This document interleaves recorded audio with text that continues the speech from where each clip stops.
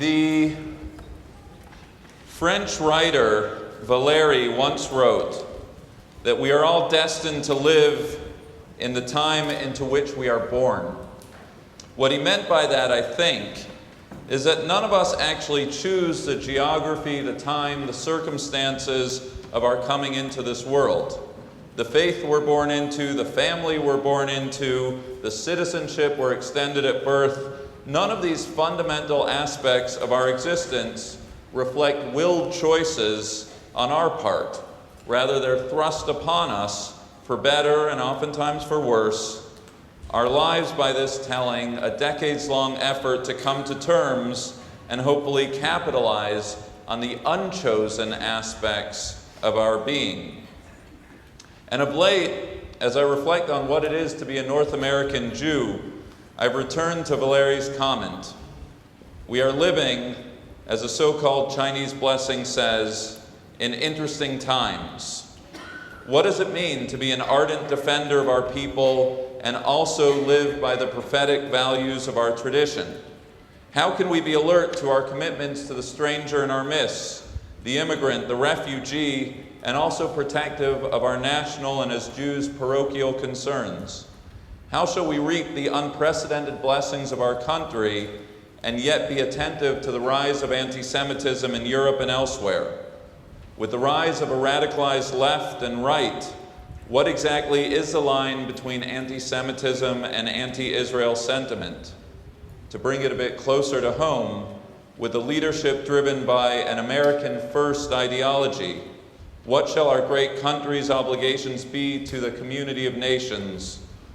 These are interesting times. Like it or not, it is into this era in which we are destined to live. And so with this backdrop, we welcome our guest today, Bernard-Henri Lévy. In his career and most recently in his newest book, The Genius of Judaism, bravely addresses the key questions of our time. No ivory tower philosopher, our guest writes of his own journeys into the hearts of darkness of our day in Libya, Ukraine, Afghanistan, and elsewhere. Head on, he addresses the new guise of anti-Semitism, the future of a two-state solution, the rise of fundamentalism, and the nature of what it is to be a chosen people. Rejecting facile answers, his thought provides a compelling argument by which the riches of the Jewish tradition can provide the tools by which a contemporary Jew can address the issues of the day. When Moses stood before the burning bush in this week's Parsha, pleading to know God's name, God famously replied, Eheyeh asher eheyeh, I will be that which I will be. In other words, truth, faith, are not so much found in any one destination, but rather in the process of becoming, in an ongoing and never-ending search for truth, to address the conditions of our time, and never ceasing from the task of addressing the deficiencies of God's creation and the human condition. Not just by the way of the answers he provides, but in the unflinching manner by which he raises all the important questions, Bernard-Henri Lévy continues this burning bush tradition of Jewish discourse, searching for truth, insisting on dialogue, intellectual integrity, and as a stakeholder for the Jewish people and advocate for a wider humanity. So for these reasons and so many more, it's a great pleasure to call on our leader of our community, Andrea Bauman-Lustig, to introduce our guest this Shabbat.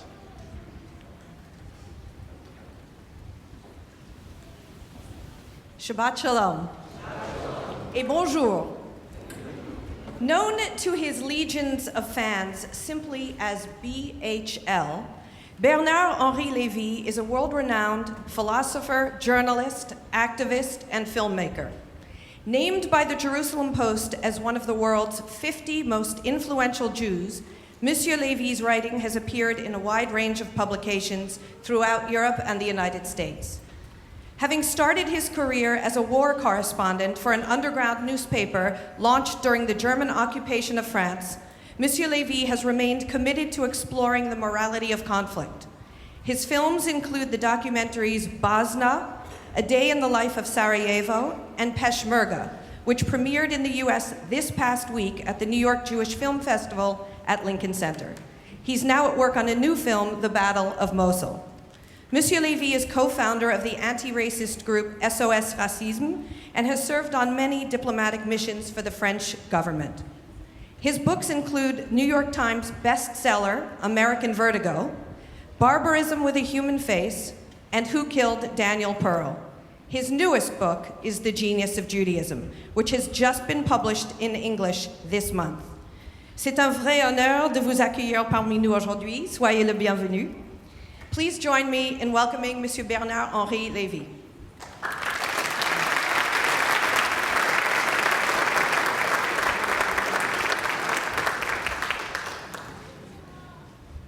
Thank you for your kind words.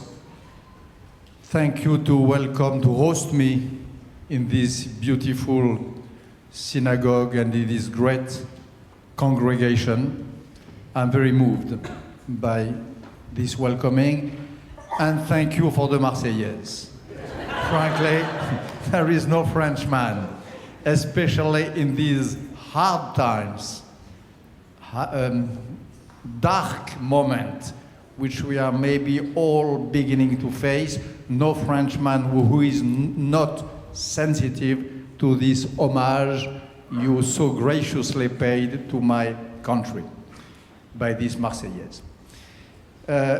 Yes, I did the few things you just said, and I wrote these 30 and something books.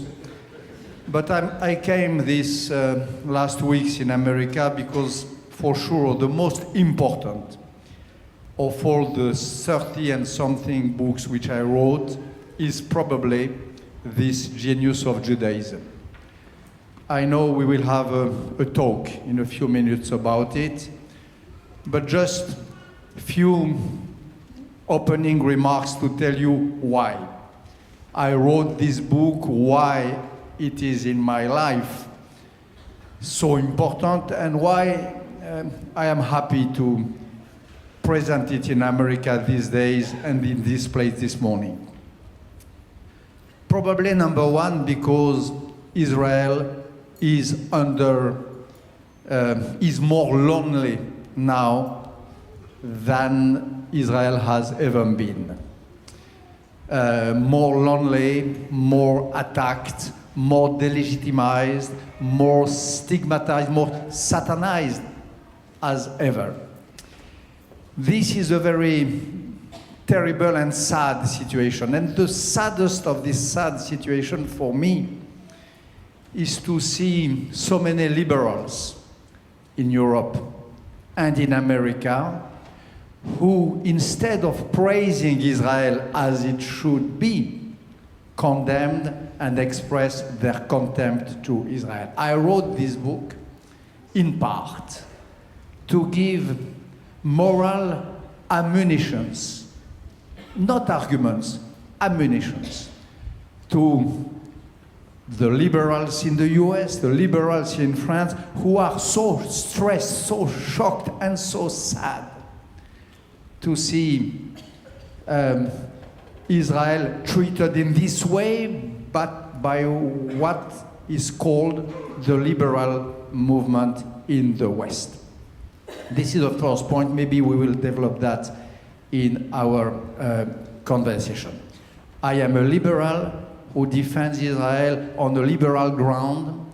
I am a liberal who thinks that according to liberal values, Israel should be and has to be, and I work since long, and I will work for long, I hope, in order to have this recognized, that Israel is an example, a model, on the very ground on which Israel is so often attacked. Number two, I wrote this book because Jews are under fierce attack all over the world, not only in France, all over the world, including in America. I don't want to insist on that this morning, but there was, these recent weeks, a series of incidents in the States which, thank God, have not the gravity of what happened in France since a few years with going to death in France. But nevertheless, this can be an alert, a warning signal for those who might believe that anti-Semitism is something which is reserved to Europe and that America will be forever a peaceful place for Jews. I hope so, but I'm not completely sure because anti-Semitism is taking a new form. Anti-Semitism is walking under a new disguise. Anti-Semitism is completely changing its narrative. And what I demonstrate in this book is that the new narrative, alas, is no less living or even vibrant on this part of the Atlantic Lake than on the European part. If anti-Semitism, if the modern form of anti-Semitism is as I depict it, as I describe it, as I deduce it, it is a sort of mathematical logic which I try to unfold in the book. If it is based on the three pillars of anti-Zionism, denial of Holocaust, and rivalry of victims, so-called, if these three pillars are like the three devices of a moral atomic bomb, which is not yet assembled, but which might be assembled and which might be nodded into one, no Western country is sheltered from this atomic bomb. I wrote this book in order to say that and to warn against that.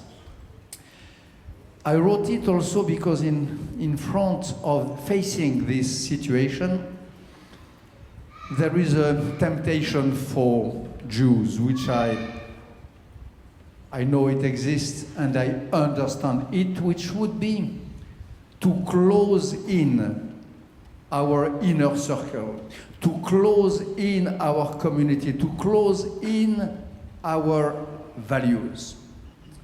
I think that this temptation is not the right one. I believe that to be a Jew, to be proud of our Jewish values, means oppositely to go outside, to go to the others, to go to the dispossessed, to go to Nineveh, as our prophet Jonah did. The core of my book, those who already read it know that, the core of the book is a meditation, a commentary of my own on the book of Jonah. What happens really? Why is Jonah the only prophet who is asked and compelled to go and speak to the city of sin, to the fatherland of evil? What does it mean?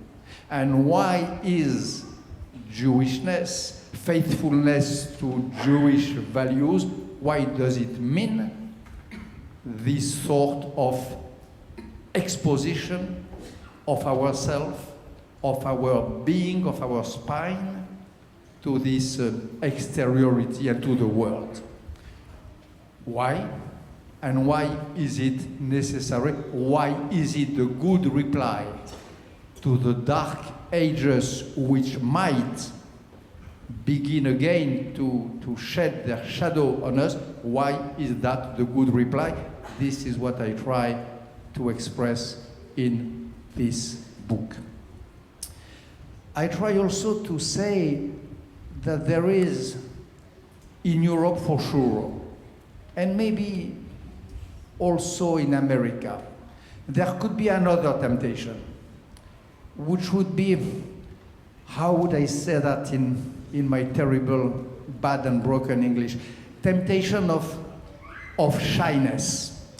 The idea that being as attacked as we are, the good reply could be to offer the less possible surface to the attack and to practice, to affirm, to stress our Judaism discreetly, with an intimate pride, of course, but with no out pride.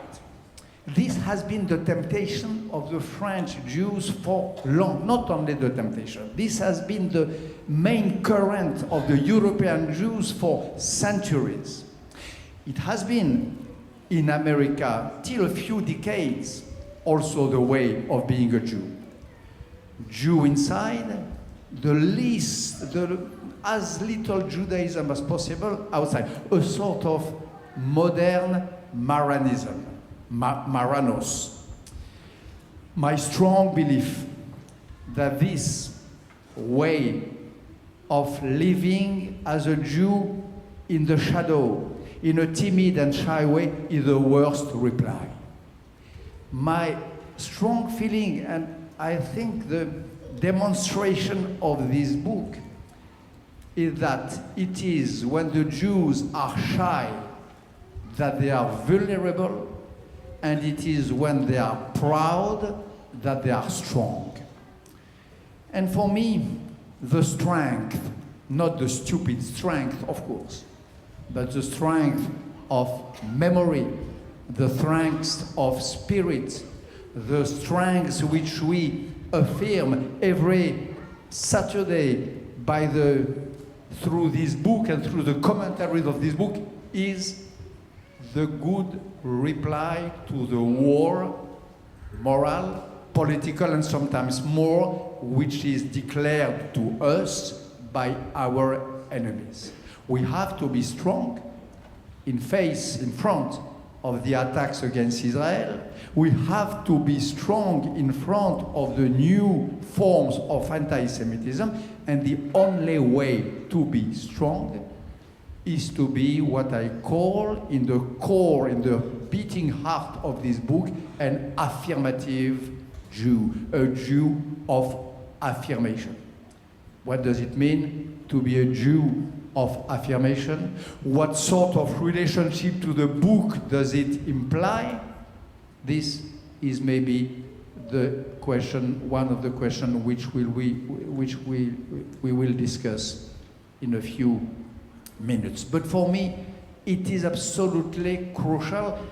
And I know, for example, that in Europe, if anti-Semitism today, though it is strong, is kept into respect, if anti-Semitism is not winning the game for the moment, if they are still kept away, it is because for the first time in their history, the European Jews are proud, therefore strong. But not proud, not stupidly proud, not proud in vague way, proud because of their commitment to their heritage, to the memory of their fathers, of their wives, of their books.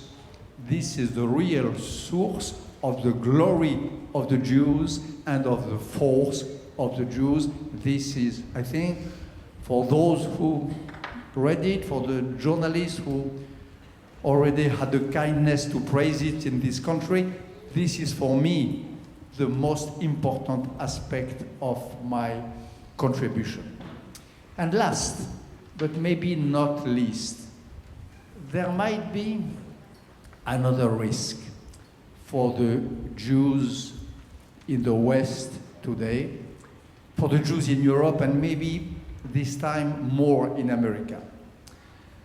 The main risk could be to accept to be taken into hostage by politics. The Jewish people survived since during millenaries because he kept away from the bad tongue, la mauvaise langue of the political vision of the world. The Jewish people survived because he was the people of the book, not of the power. The Jewish people survived because he had kings who were unwilling to be kings, because he had kingdoms who were based on a fragile sovereignty, because their chiefs, from Gideon to Solomon and David, their kings and generals were at the same time strong and weak, and that politics was less honored than prophecy and wisdom and study. If we concede on that, if we concede on this idea of the superiority of the study on every political vision of the world, I think that it could be a catastrophe. And there is many ways of conceding on that. One of the ways is to accept, to make compromise with the ongoing nihilism. There is a huge wave of nihilism, the worst part of it being populism. And I think that to be a Jew is not a question of being left or right. This is not the point. To be left or right is secondary compared to the greatness and to the ancientness of the Jewish memory. To be a Republican or a Democrat in America, or to be a liberal or a conservative in France, is a detail. What is not a detail is to accept, to be embraced, to accept with a too warm heart the poisoned gifts which the ongoing nihilism could offer to us. This is a great danger for the Jews. Judaism in America, I try to explain that in the book, owes its greatness to these millenaries of studies and to these decades of bipartisan consensus in order to support Israel and to not accept any attack on the Jews. This bipartisan, this bilateral consensus is crucial for all of us to keep thinking that the study, to keep thinking that the wisdom is higher, superior to any form of policy, except when this policy is not animated by the Ahavat Israel, which is the absolute condition. This is a big risk for the Jews. This is the last thing which I wanted to say now in these opening remarks, because it is the last but not the least points on which I try to develop and to fight in this genius of Judaism. But we will discuss all of that, I know, in a few minutes.